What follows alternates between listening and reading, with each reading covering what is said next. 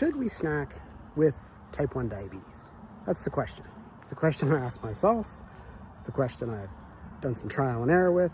And the reason I'm talking about this right now is a story. I work in an office, and often people bring in baked goods. So today I'm in the office, and lo and behold, they're a plate of the most delicious looking cinnamon buns in the kitchen. I look at these things and I'm like, oh, I really want one. It's 2 o'clock in the afternoon. I've had a busy morning, and sometimes I just can't help myself.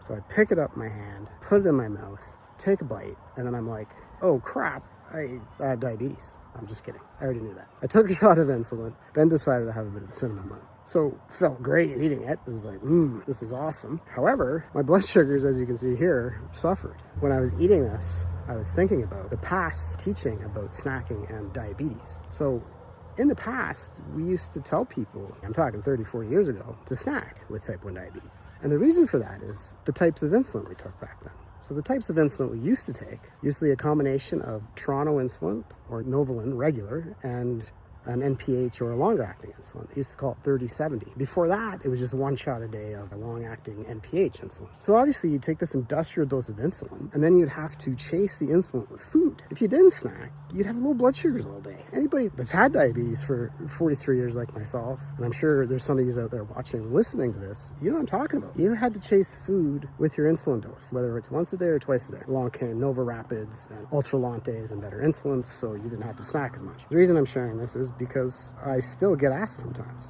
why don't you snack more often, Trevor? The reason now is only having that basal background insulin from my pump, I don't need to snack. I eat a higher protein meal, so I don't usually need to snack, but every so often, you gotta have that cinnamon. And was it worth it? Yeah, it was. Having an insulin pump gives you some flexibility to snack a little more, but it still does mess with your overall blood sugar control. So this is not medical advice. My own personal experience, I avoid snacking. And if I do snack, I usually snack on something healthy, like a handful of almonds. Anyway, there you have it. To snack or not to snack? Well, this guy says, no, I don't necessarily snack. Thanks for watching. And if you're curious about me and want to see my OG story, listen to this. Bye for now.